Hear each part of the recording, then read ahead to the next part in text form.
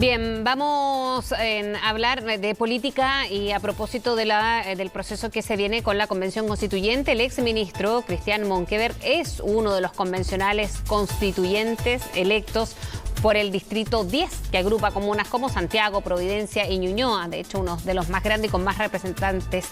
Para conversar sobre sus propuestas y por la nueva Constitución, vamos a tomar contacto con Cristian Monkeberg a esta hora. ¿Cómo está? Como constituyente electo, ¿no? Buenos días. Sí, buenos días, Frecia, encantado. Así es, electo y esperando solamente los trámites del Tricel, ¿no es cierto? Y posteriormente la convocatoria del presidente para iniciar un trabajo que va a requerir de mucha paciencia y mucho diálogo, y además en un tiempo limitado, un año, como lo dice la Constitución, máximo. ¿Y cómo ha visto el debate en estos días con ya diferencias que están fuera de la convención, pero que seguramente se van a ver intensos debates al interior y ya cuando comiencen el trabajo de escribir una nueva Constitución, Cristian? Sí, a ver, yo creo que se ha visto intenso debate y muchas declaraciones. A ver, todas son muy respetables, pero ¿suma este debate previo, que... cree usted?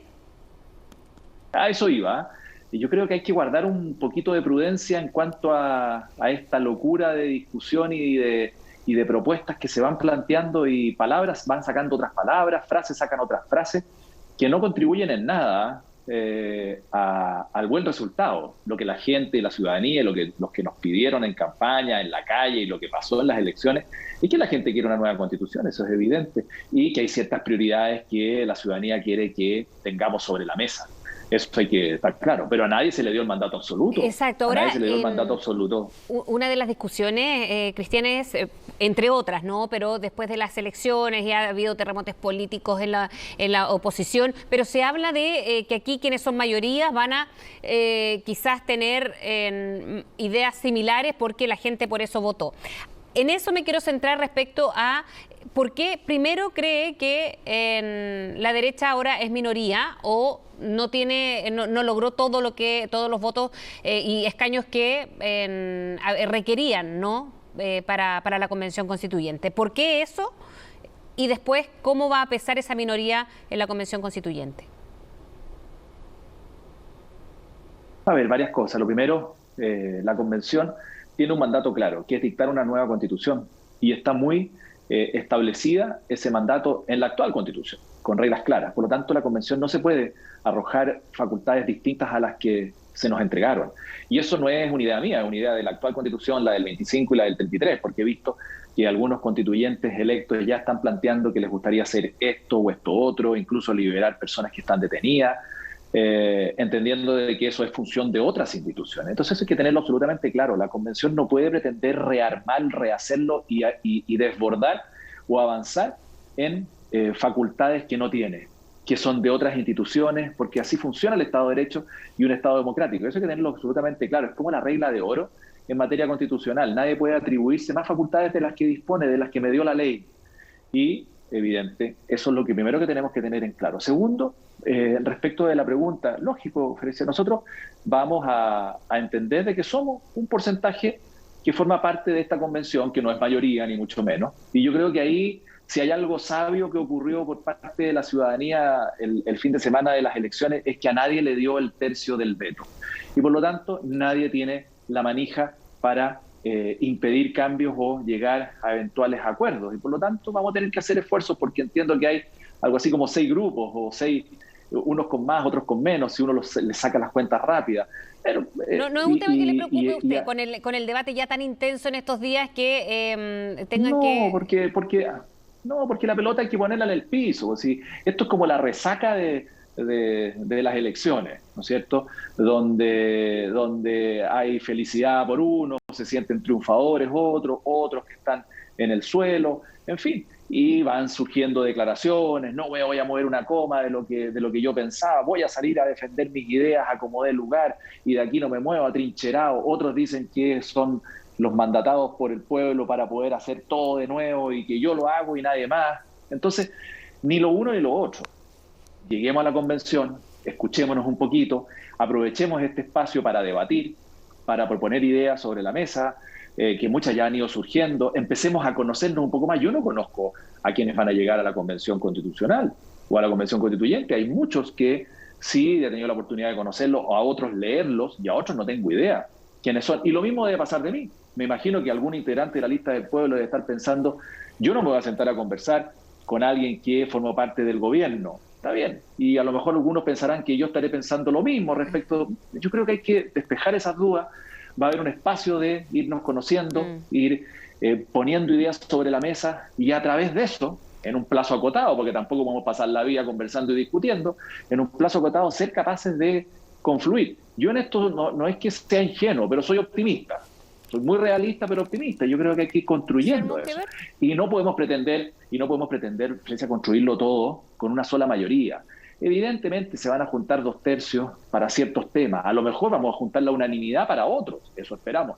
Y a lo mejor en otros va a costar más, porque vamos a tener que ceder, negociar y conversar. Exacto. Ahora las condiciones están.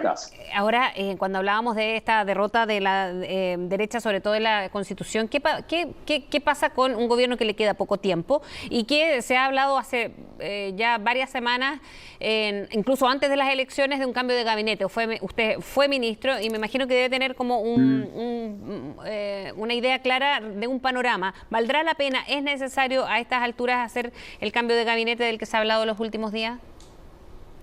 Hay varias cosas, sí. En las elecciones evidentemente hubo muchos derrotados. Nosotros fuimos uno de ellos, lógico, porque nosotros hace 3 años atrás ganamos las elecciones y las ganamos bien. Y hoy día no. Y perdimos muchas alcaldías, no obstante que en materia de concejales hubo una representación razonable de los partidos de nuestro sector, pero tampoco es para decir que estamos bullantes, y lógico, y en la constituyente, ¿para qué decir?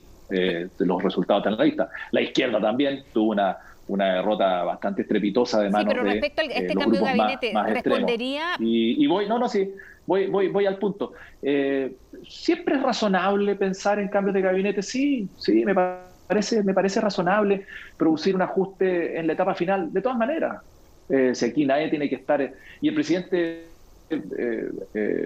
yo creo que son decisiones que él toma, no estoy contando nada nuevo, pero yo creo que le va a hacer bien al gobierno un impulso con un equipo, no digo completamente nuevo, sino que ajustes de piezas. A lo mejor algún ministro o ministra cumplirá funciones en otros lados, a otros les tocará simplemente partir del gobierno e incorporar gente nueva. Yo creo que es también el reflejo de acusar Sí, porque que en las se habla, elecciones bueno, siempre se habla no me fue bien. Siempre se habla muchas cosas de los cambios de gabinete, ¿no? Hasta que son y se concretan, pero es también cierto que cuando son cambios de ajustes o de una pieza por otra, es porque tampoco hay mucha gente disponible como para formar un gabinete de tan pocos meses, porque usted también fue presidente de partido, de un partido oficialista en su minuto.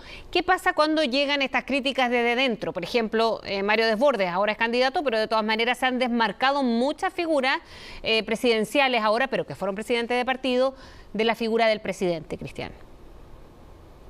Sí, a ver, por eso lo digo. Yo creo que un cambio de gabinete, al revés de complicar, yo creo que va a ayudar, va a generar el inicio de una nueva etapa, es incorporar a personas en roles que ahora son importantes, que es terminar el gobierno.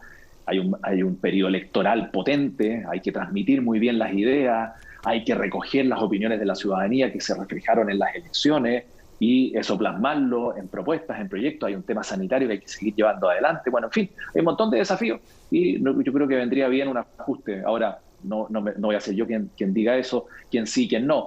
Está claro que hay muchas personas pensando y el presidente es el que corta el queque. Y lo otro, respecto al gobierno, hay que iniciar y terminar con él. Eso de todas maneras. De repente pueden haber críticas, es lógico, pueden haber críticas, a veces algunas un poquito más subidas de tono, otras no, pero lealtad con el gobierno hasta el final. Es la única manera de que los sistemas de coaliciones, de trabajo en equipo partan y lleguen a buen puerto, y además se confíe para un futuro gobierno eventualmente, si uno quisiera apostar a eso. Entonces, en eso hay que ser claro. Evidente, a veces se producen críticas, pero las lealtades desde el inicio hasta el final. Pero usted eso lo critica entonces, porque tales lealtades, y se ha dicho que después de las elecciones sobre todo había una sensación de alejamiento de la figura presidencial y del gobierno también. No, yo no lo estoy criticando, yo simplemente estoy diciendo lo que creo.